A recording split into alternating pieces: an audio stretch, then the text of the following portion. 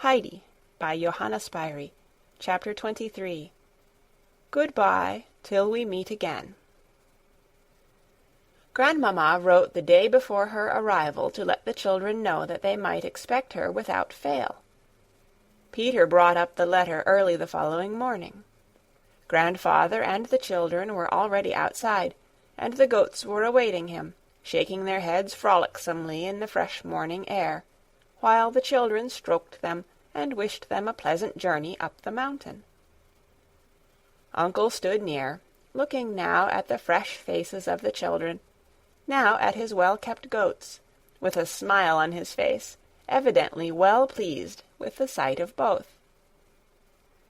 As Peter neared the group, his step slackened, and the instant he had handed the letter to Uncle he turned quickly away, as if frightened, and as he went he gave a hasty glance behind him, as if the thing he feared was pursuing him, and then he gave a leap and ran off up the mountain. "Grandfather," said Heidi, who had been watching him with astonished eyes, "why does Peter always behave now like the Great Turk, when he thinks somebody is after him with a stick? He turns and shakes his head and goes off with a bound, just like that." "Perhaps Peter fancies he sees the stick which he so well deserves coming after him," answered Grandfather. Peter ran up the first slope without a pause. When he was well out of sight, however, he stood still and looked suspiciously about him. Suddenly he gave a jump, and looked behind him with a terrified expression, as if someone had caught hold of him by the nape of the neck, for Peter expected every minute that the police constable from Frankfurt would leap out upon him from behind some bush or hedge. The longer his suspense lasted, the more frightened and miserable he became. He did not know a moment's peace. Heidi now set about tidying the hut, as Grandmamma must find everything clean and in good order when she arrived. Clara looked on amused and interested to watch the busy Heidi at her work. So the morning soon went by, and Grandmamma might now be expected at any minute. The children dressed themselves, and went and sat together outside on the seat, ready to receive her.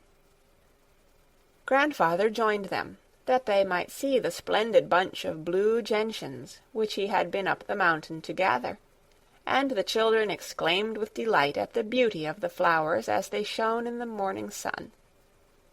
The grandfather then carried them indoors. Heidi jumped up from time to see if there was any sign of Grandmamma's approach. At last she saw the procession winding up the mountain, just in the order she had expected. First there was the guide, then the white horse with Grandmamma mounted upon it, and last of all the porter with a heavy bundle on his back, for Grandmamma would not think of going up the mountain without a full supply of wraps and rugs. Nearer and nearer wound the procession. At last it reached the top, and Grandmamma was there looking down on the children from her horse. She no sooner saw them, however, sitting side by side, than she began quickly dismounting, as she cried out in a shocked tone of voice, "Why is this? Why are you not lying in your chair, Clara? What are you all thinking about?" But even before she had got close to them, she threw up her hands in astonishment, exclaiming further, "Is it really you, dear child? Why, your cheeks have grown quite round and rosy. I should hardly have known you again." And she was hastening forward to embrace her, when Heidi slipped down from the seat, and Clara leaning on her shoulder, the two children began walking along quite coolly and naturally. Then indeed Grandmamma was surprised, or rather alarmed, for she thought at first that it must be some unheard-of proceeding of Heidi's devising. But no, Clara was actually walking steadily and uprightly beside Heidi, and now the two children turned and came towards her with beaming faces and rosy cheeks. Laughing and crying, she ran to them, and embraced first Clara and then Heidi, and then Clara again, unable to speak for joy. All at once she caught sight of Uncle standing by the seat and looking on smiling at the meeting. She took Clara's arm in hers, and with continual expressions of delight at the fact that the child could now really walk about with her, she went up to the old man, and then letting go Clara's arm, she seized his hands. "My dear uncle, my dear uncle, how much we have to thank you for! It is all your doing. It is your caring and nursing—" "And God's good sun and mountain air," he interrupted her, smiling. "Yes, and don't forget the beautiful milk I have," put in Clara. "Grandmamma, you can't think what a quantity of goat's milk I drink, and how nice it is." "I can see that by your cheeks, child," answered Grandmamma. "I really should not have known you. You have grown quite strong and plump, and taller, too.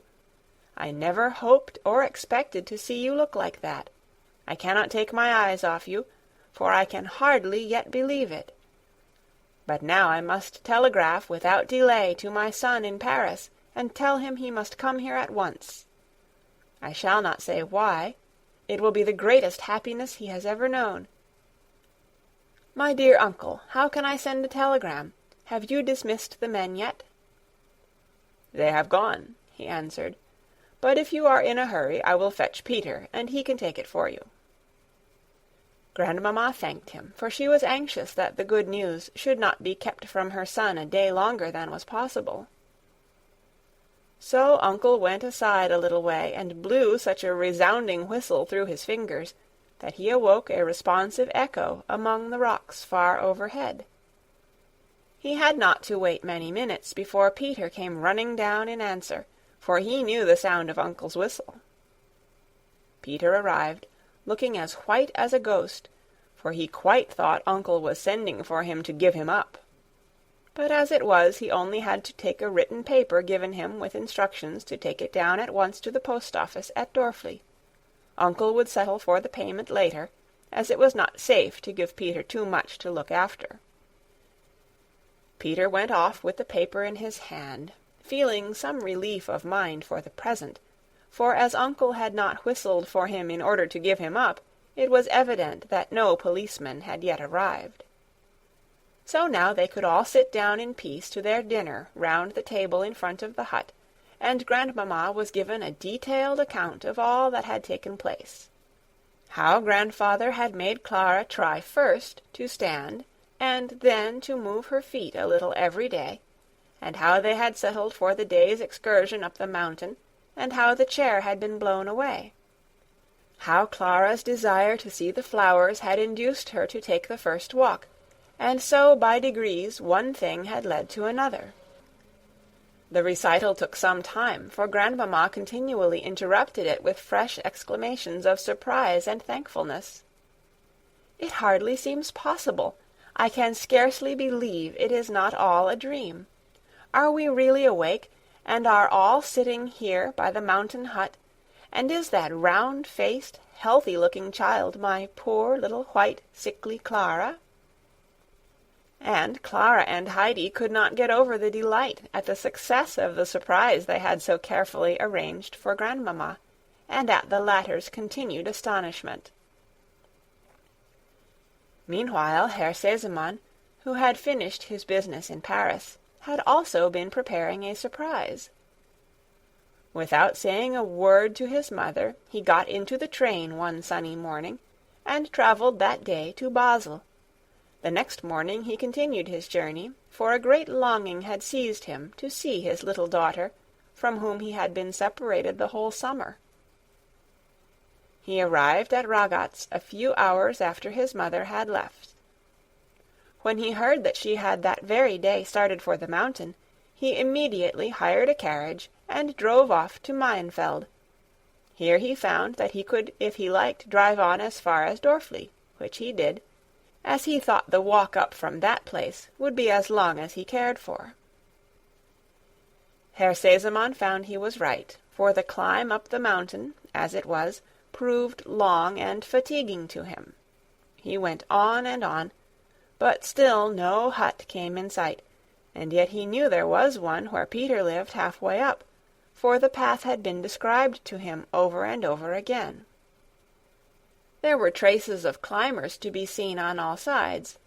The narrow footpaths seemed to run in every direction, and Herr Sesemann began to wonder if he was on the right one, and whether the hut lay perhaps on the other side of the mountain. He looked round to see if anyone was in sight of whom he could ask the way, but far and wide there was not a soul to be seen, or a sound to be heard.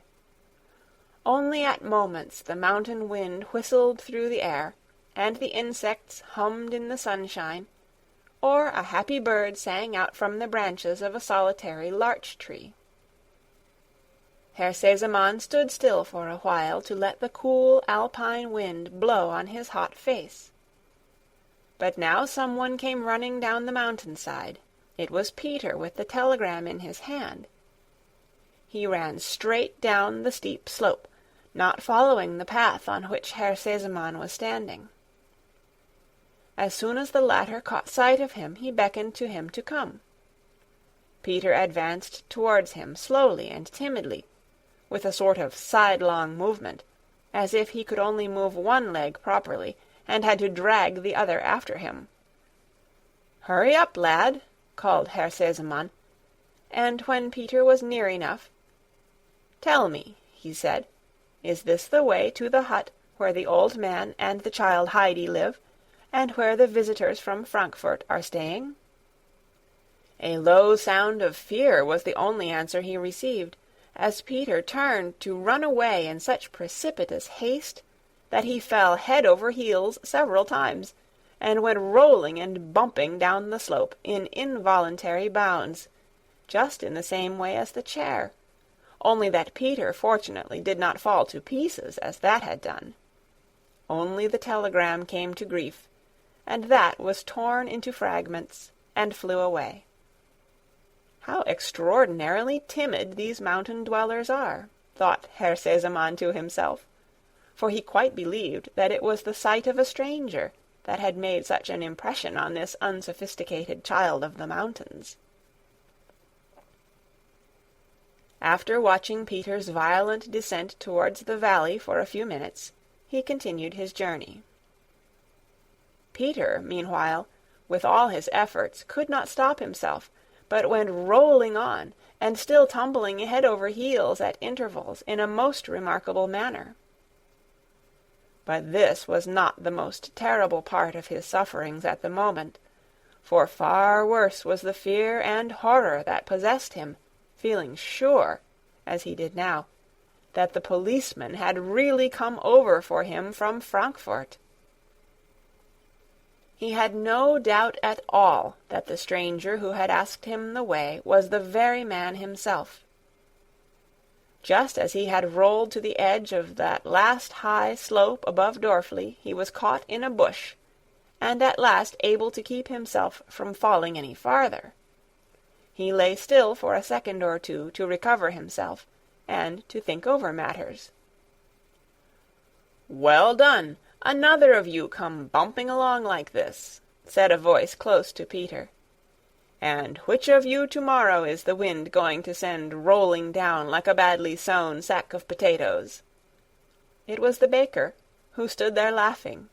He had been strolling out to refresh himself after his hot day's work, and had watched with amusement as he saw Peter come rolling over and over, in much the same way as the chair. Peter was on his feet in a moment. He had received a fresh shock. Without once looking behind him, he began hurrying up the slope again. He would have liked best to go home and creep into bed, so as to hide himself, for he felt safest when there. But he had left the goats up above, and Uncle had given him strict injunctions to make haste back, so that they might not be left too long alone. And he stood more in awe of Uncle than anyone, and would not have dared to disobey him on any account. There was no help for it. He had to go back, and Peter went on groaning and limping. He could run no more, for the anguish of mind he had been through, and the bumping and shaking he had received, were beginning to tell upon him.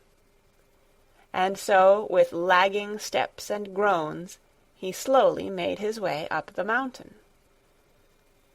Shortly after meeting Peter, Herr Sesemann passed the first hut, and so was satisfied that he was on the right path.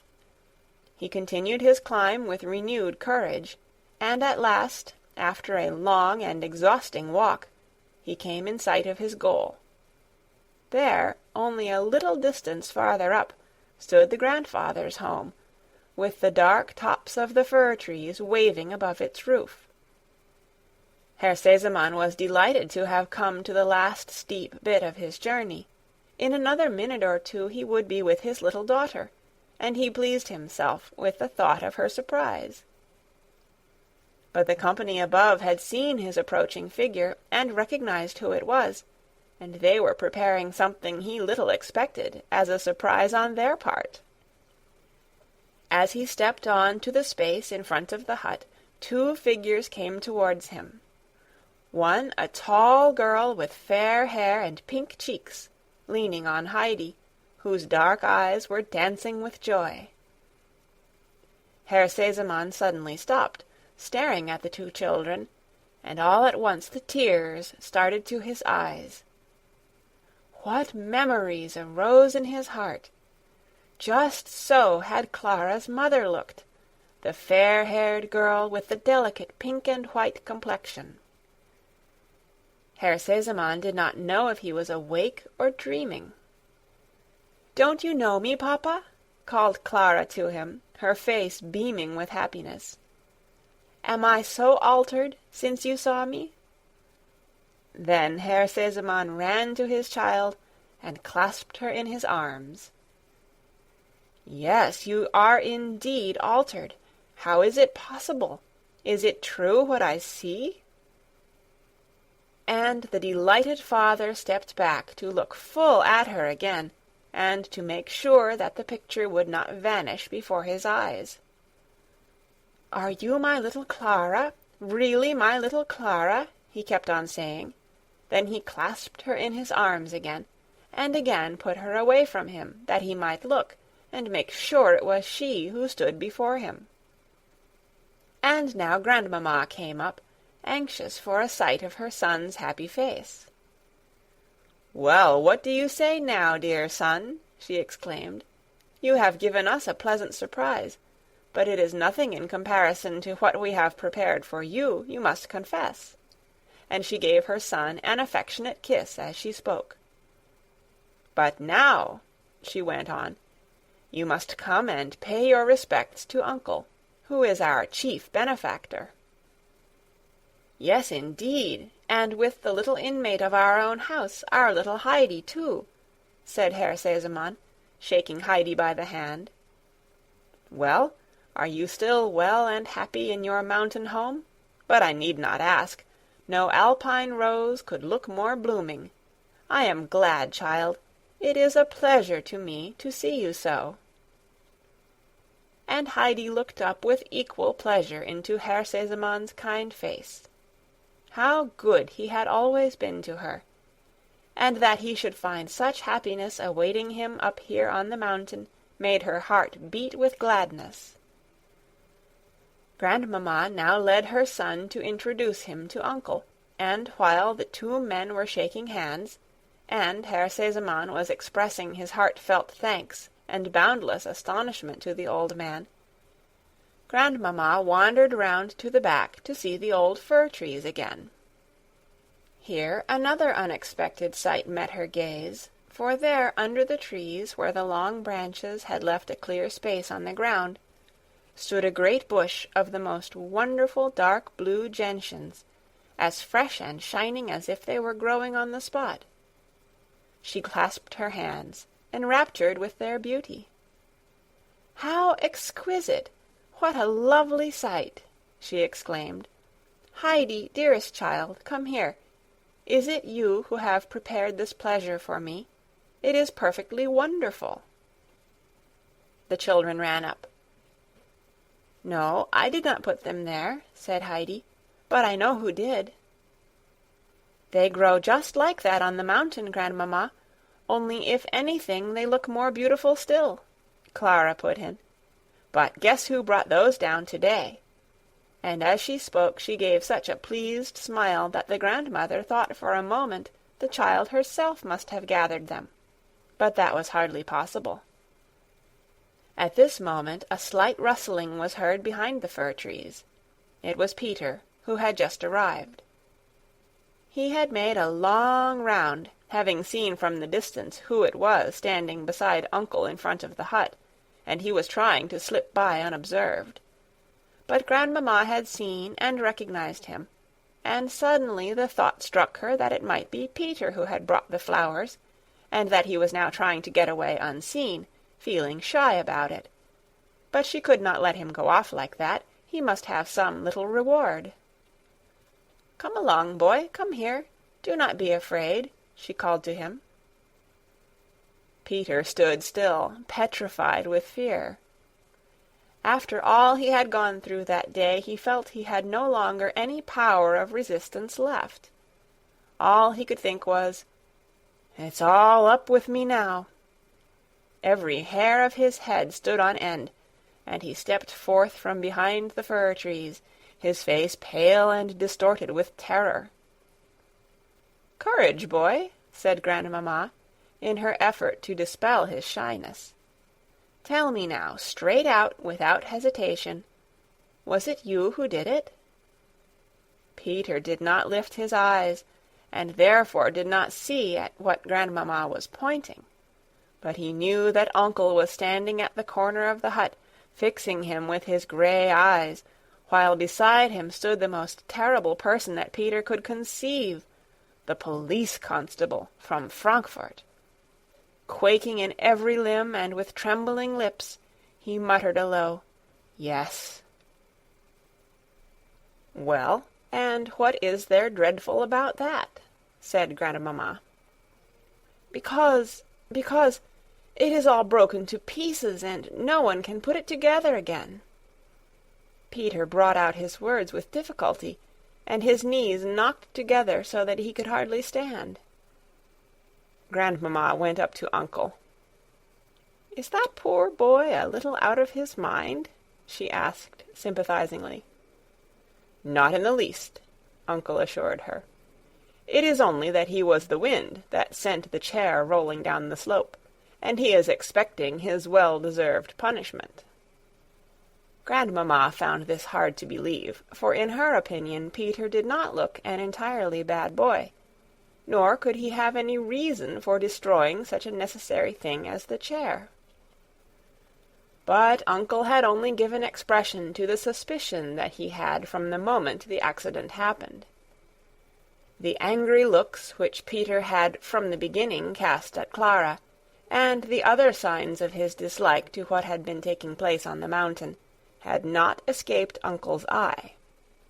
Putting two and two together, he had come to the right conclusion as to the cause of the disaster, and he therefore spoke without hesitation when he accused Peter. The lady broke into lively expostulations on hearing this. "No, no, dear uncle, we will not punish the poor boy any further. One must be fair to him.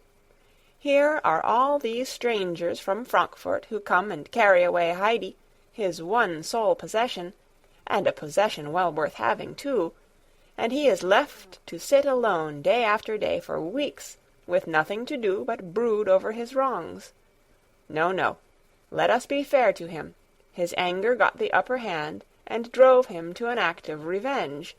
A foolish one, I own, but then we all behave foolishly when we are angry." And saying this, she went back to Peter, who still stood frightened and trembling. She sat down on the seat under the fir trees, and called him to her kindly. "Come here, boy, and stand in front of me, for I have something to say to you.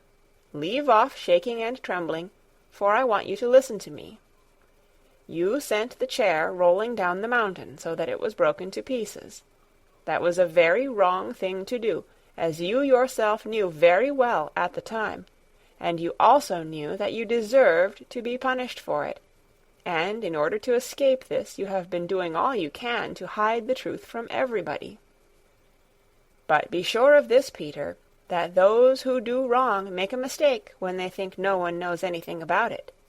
For God sees and hears everything, and when the wicked doer tries to hide what he has done, then God wakes up a little watchman that he places inside us all when we are born, and who sleeps on quietly till we do something wrong. And the little watchman has a small goad in his hand, and when he wakes up he keeps on pricking us with it, so that we have not a moment's peace. And the watchman torments us still further, for he keeps on calling out, "Now you will be found out. Now they will drag you off to punishment." And so we pass our life in fear and trouble, and never know a moment's happiness or peace. Have you not felt something like that lately, Peter? Peter gave a contrite nod of the head, as one who knew all about it, for Grandmamma had described his own feelings exactly. "And you calculated wrongly also in another way," continued Grandmamma. "For you see the harm you intended has turned out for the best for those you wished to hurt.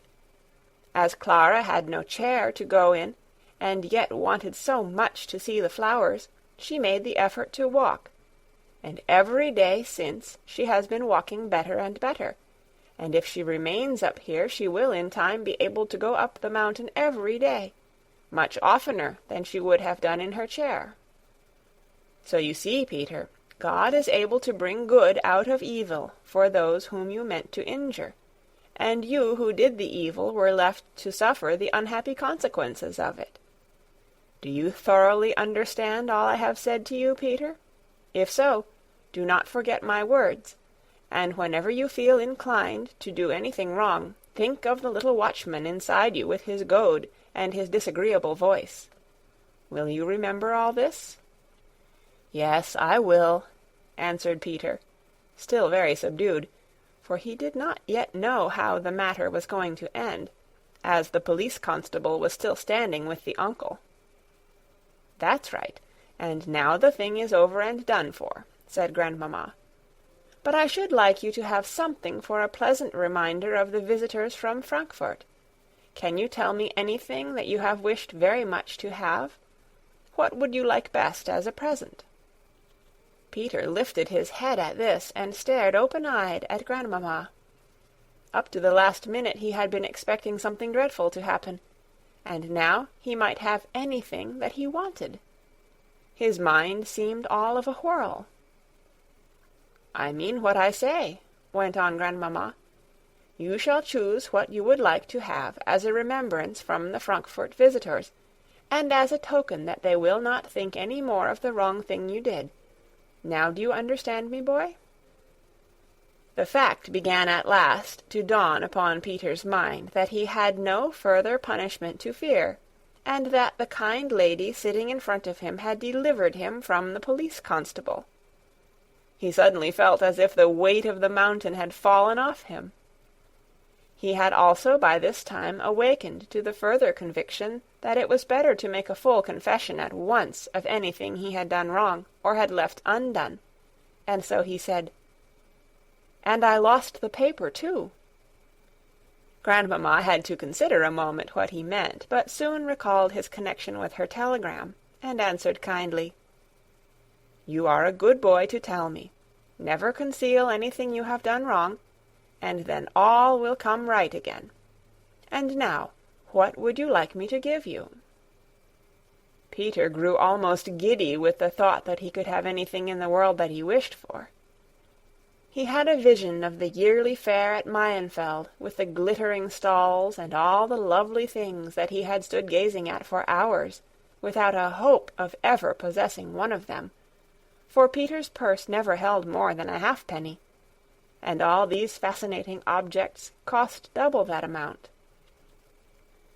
There were the pretty little red whistles that he could use to call his goats, and the splendid knives with rounded handles, known as toad-strikers, with which one could do such famous work among the hazel bushes. Peter remained pondering. He was trying to think which of these two desirable objects he should best like to have, and he found it difficult to decide. Then a bright thought occurred to him. he would be able to think over the matter between now and next year's fair. "A penny," answered Peter, who was no longer in doubt. Grandmamma could not help laughing. "That is not an extravagant request. Come here, then." And she pulled out her purse and put 4 bright round shillings in his hand, and then laid some pennies on top of it. "We will settle our accounts at once," she continued, "and I will explain them to you. I have given you as many pennies as there are weeks in the year, and so every Sunday throughout the year you can take out a penny to spend." "As long as I live?" said Peter, quite innocently. Grandmamma laughed still more at this, and the men, hearing her, paused in their talk to listen to what was going on. "Yes, my boy, you shall have it all your life. I will put it down in my will. Do you hear, my son? And you are to put it down in yours as well. A penny a week to Peter, as long as he lives." Herr Sesemann nodded his assent, and joined in the laughter. Peter looked again at the present in his hand, to make sure he was not dreaming, and then said, "Thank God!" And he went off running and leaping with more even than his usual agility, and this time managed to keep his feet, for it was not fear, but joy such as he had never known before in his life, that now sent him flying up the mountain. All trouble and trembling had disappeared, and he was to have a penny every week for life. As later, after dinner, the party were sitting together chatting, Clara drew her father a little aside and said with an eagerness that had been unknown to the little tired invalid, "Oh, papa, if you only knew all that grandfather has done for me from day to day! I cannot reckon his kindnesses, but I shall never forget them as long as I live. And I keep on thinking what I could do for him, or what present I could make him that would give him half as much pleasure as he has given me." "That is just what I wish most myself, Clara," replied her father, whose face grew happier each time he looked at his little daughter. "I have been also thinking how we can best show our gratitude to our good benefactor." Herr Sesemann now went over to where Uncle and Grandmamma were engaged in lively conversation. Uncle stood up as he approached, and Herr Sesemann, taking him by the hand, said, "Dear friend, let us exchange a few words with one another. You will believe me when I tell you that I have known no real happiness for years past. What worth to me were money and property when they were unable to make my poor child well and happy? With the help of God you have made her whole and strong, and you have given new life not only to her but to me. Tell me now, in what way can I show my gratitude to you? I can never repay all you have done, but whatever is in my power to do is at your service. Speak, friend, and tell me, what can I do?" Uncle had listened to him quietly, with a smile of pleasure on his face as he looked at the happy father. "Herr Sesemann," he replied in his dignified way, "believe me that I, too, have my share in the joy of your daughter's recovery, and my trouble is well repaid by it. I thank you heartily for all you have said, but I have need of nothing. I have enough for myself and the child as long as I live. One wish alone I have, and if that could be satisfied, I should have no further care in life." "Speak, dear friend, and tell me what it is," said Herr Sesemann entreatingly. "I am growing old," Uncle went on, "and shall not be here much longer. I have nothing to leave the child when I die, and she has no relations, except one person who will always like to make what profit out of her she can. If you could promise me that Heidi shall never have to go and earn her living among strangers, then you would richly reward me for all I have done for your child." "There could never be any question of such a thing as that, my dear friend," said Herr Sesemann quickly. "I look upon the child as our own. Ask my mother, my daughter. You may be sure that they will never allow the child to be left in anyone else's care. But if it will make you happier, I give you here my hand upon it. I promise you, Heidi shall never have to go and earn her living among strangers. I will make provision against this both during my life and after. But now I have something else to say. Independent of her circumstances, the child is totally unfitted to live a life away from home. We found out that when she was with us. But she has made friends, and among them I know one who is at this moment in Frankfurt. He is winding up his affairs there, that he may be free to go where he likes and take his rest. I am speaking of my friend the doctor, who came over here in the autumn, and who, having well considered your advice, intends to settle in this neighborhood, for he has never felt so well and happy anywhere as in the company of you and Heidi. So you see the child will henceforth have 2 protectors near her, and may they both live long to share the task. God grant it indeed may be so, added Grandmamma, shaking Uncle's hand warmly as she spoke, to show how sincerely she echoed her son's wish. Then, putting her arm round Heidi, who was standing near, she drew the child to her. "And I have a question to ask you too, dear Heidi. Tell me if there is anything you particularly wish for." "Yes, there is," answered Heidi promptly, looking up delightedly at Grandmamma. "Then tell me at once, dear, what it is." "I want to have the bed I slept in at Frankfurt, with the high pillows and the thick coverlet, and then Grandmother will not have to lie with her head downhill and hardly able to breathe, and she will be warm enough under the coverlet not to have to wear her shawl in bed to prevent her freezing to death." In her eagerness to obtain what she had set her heart upon, Heidi hardly gave herself time to get out all she had to say, and did not pause for breath till she reached the end of her sentence. "Dearest child," answered Grandmamma, moved by Heidi's speech, "what is this you tell me of Grandmother? You are right to remind me. In the midst of our own happiness, we forget too often that which we ought to remember before all things. When God has shown us some special mercy, we should think at once of those who are denied so many things. I will telegraph to Frankfurt at once. Fräulein Rottenmeier shall pack up the bed this very day, and it will be here in 2 days' time. God willing, Grandmother shall soon be sleeping comfortably upon it." Heidi skipped round Grandmamma in her glee, and then, stopping all of a sudden, said quickly, "I must make haste down and tell Grandmother, and she will be in trouble too at my not having been to see her for such a long time."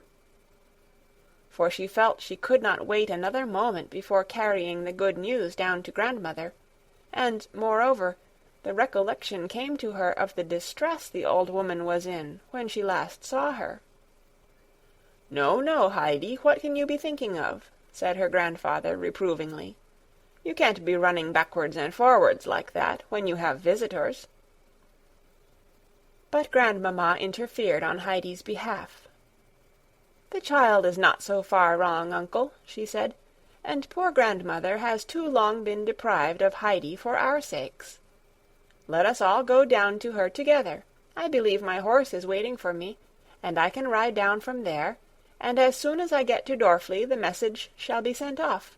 What do you think of my plan, son?" Herr Sesemann had not yet had time to speak of his traveling plans, so he begged his mother to wait a few moments that he might tell her what he proposed doing. Herr Sesemann had been arranging that he and his mother should make a little tour in Switzerland, first ascertaining if Clara was in a fit state to go some part of the way with them. But now he would have the full enjoyment of his daughter's company, and that being so, he did not want to miss any of these beautiful days of later summer, but to start at once on the journey that he now looked forward to with such additional pleasure. And so he proposed that they should spend the night in Dorfli, and that next day he should come and fetch Clara. Then they would all three go down to Ragaz, and make that their starting point. Clara was rather upset at first at the thought of saying good-bye like this to the mountain. She could not help being pleased, however, by the prospect of the journey, and no time was allowed her to give way to lamentation. Grandmamma had already taken Heidi by the hand, preparatory to leading the way, when she suddenly turned. "But what is to become of Clara?" she asked, remembering all at once that the child could not yet take so long a walk. She gave a nod of satisfaction as she saw that Uncle had already taken Clara up in his arms, and was following her with sturdy strides.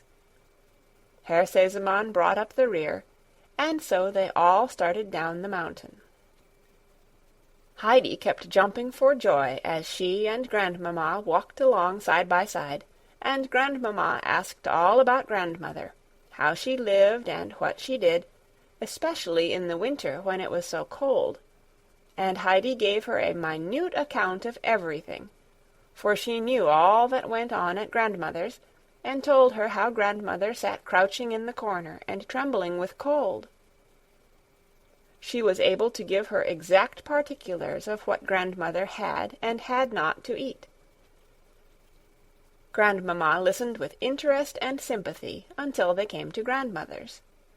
Brigitte was just hanging out Peter's second shirt in the sun, so that he might have it ready to put on when he had worn the other long enough. As soon as she saw the company approaching, she rushed indoors. "The whole party of them are just going past, Mother, evidently all returning home again," she informed the old woman. "Uncle is with them, carrying the sick child." "Alas, is it really to be so, then?" sighed the grandmother. "And you saw Heidi with them? Then they are taking her away. If only she could come and put her hand in mine again. If I could but hear her voice once more." At this moment the door flew open, and Heidi sprang across to the corner and threw her arms round Grandmother. "Grandmother, Grandmother, my bed is to be sent from Frankfurt with all the 3 pillows and the thick coverlet. Grandmamma says it will be here in 2 days." Heidi could not get out her words quickly enough, for she was impatient to see Grandmother's great joy at the news. The latter smiled, but said a little sadly, "She must indeed be a good, kind lady, and I ought to be glad to think she is taking you with her, but I shall not outlive it long." "What is this I hear? Who has been telling my good grandmother such tales?" exclaimed a kindly voice, and Grandmother felt her hand taken and warmly pressed, for Grandmamma had followed Heidi in, and heard all that was said. "No, no, there is no thought of such a thing.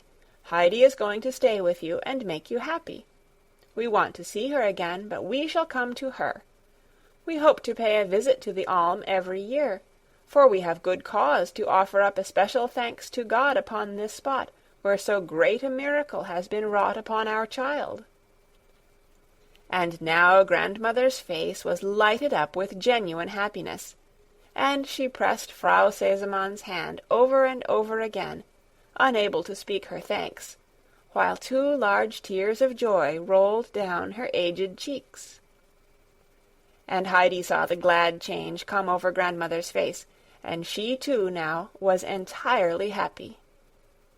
She clung to the old woman, saying, "Hasn't it all come about, Grandmother, just like the hymn I read to you last time? Isn't the bed from Frankfurt sent to make you well?" "Yes, Heidi, and many, many other good things too, which God has sent me," said the grandmother, deeply moved. "I did not think it possible that there were so many kind people, ready to trouble themselves about a poor old woman, and to do so much for her.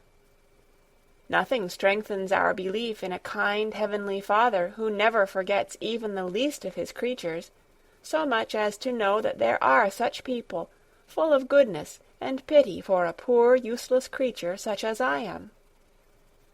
"My good grandmother," said Frau Sesemann, interrupting her, we are all equally poor and helpless in the eyes of God, and all have equal need that he should not forget us.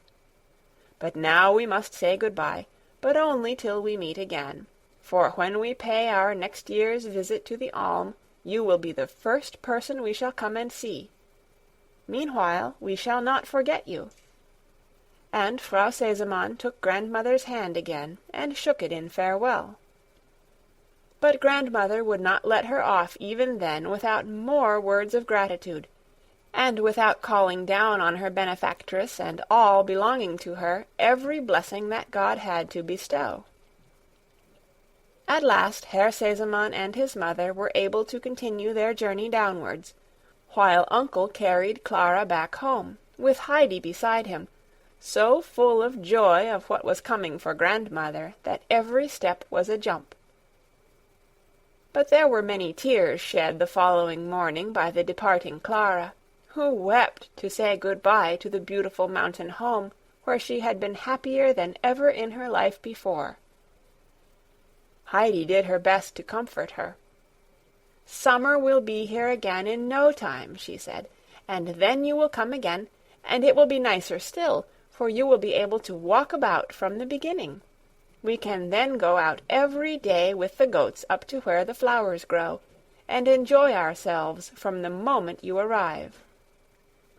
Herr Sesemann had come as arranged to fetch his little daughter away, and was just now standing and talking with Uncle, for they had much to say to one another. Clara felt somewhat consoled by Heidi's words, and wiped away her tears. "Be sure you say good-bye for me to Peter and the goats, and especially to Schwenli. I wish I could give Schwenli a present, for she has helped so much to make me strong." "Well, you can if you like," replied Heidi. "Send her a little salt. You know how she likes to lick some out of grandfather's hand when she comes home at night." Clara was delighted at this idea. "Oh, then I shall send 100 pounds of salt from Frankfurt, for I want her to have something as a remembrance of me." Herr Sesemann now beckoned to the children, as it was time to be off. Grandmamma's white horse had been brought up for Clara, as she was no longer obliged to be carried in a chair. Heidi ran to the far edge of the slope and continued to wave her hand to Clara until the last glimpse of horse and rider had disappeared. And now the bed has arrived, and grandmother is sleeping so soundly all night that she is sure to grow stronger. Grandmamma, moreover, has not forgotten how cold the winter is on the mountain. She has sent a large parcel of warm clothing of every description, so that grandmother can wrap herself round and round, and will certainly not tremble with cold now as she sits in her corner. There is a great deal of building going on at Dorfli. The doctor has arrived, and for the present is occupying his old quarters. His friends have advised him to buy the old house that Uncle and Heidi live in during the winter, which had evidently, judging from the height of the rooms and the magnificent stove with its artistically painted tiles, been a fine gentleman's place at one time. The doctor is having this part of the old house rebuilt for himself, and the other part being repaired for Uncle and Heidi, for the doctor is aware that Uncle is a man of independent spirit, who likes to have a house to himself. Quite at the back, a warm and well-walled stall is being put up for the 2 goats, and there they will pass their winter in comfort. The doctor and Uncle are becoming better friends every day, and as they walk about the new buildings to see how they are getting on, their thoughts continually turn to Heidi, for the chief pleasure to each in connection with the house is that they will have the light-hearted little child with them there. "Dear friend," said the doctor on one of these occasions as they were standing together, "you will see this matter in the same light as I do, I am sure. I share your happiness in the child as if, next to you, I was the one to whom she most closely belonged. But I wish also to share all responsibilities concerning her and to do my best for the child. I shall then feel I have my rights in her, and shall look forward to her being with me and caring for me in my old age, which is the one great wish of my heart. She will have the same claims upon me as if she were my own child, and I shall provide for her as such, and so we shall be able to leave her without anxiety when the day comes that you and I must go."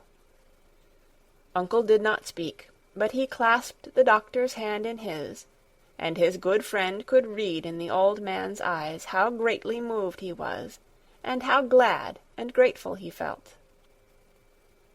Heidi and Peter were at this moment sitting with grandmother, and the one had so much to relate, and the others to listen to, that they all three got closer and closer to one another, hardly able to breathe in their eagerness not to miss a word. And how much there was to tell of all the events that had taken place that last summer, for they had not had many opportunities of meeting since then.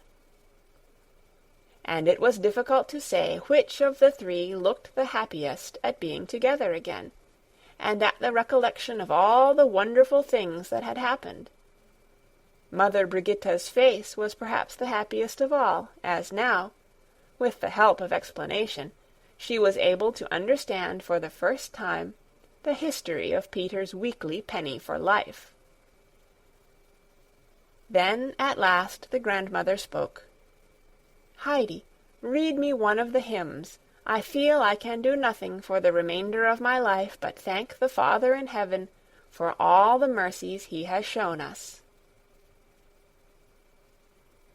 End of chapter 23, and the end of Heidi by Johanna Spyri. Read by Kara Schallenberg on May 3rd, 2006, in Oceanside, California.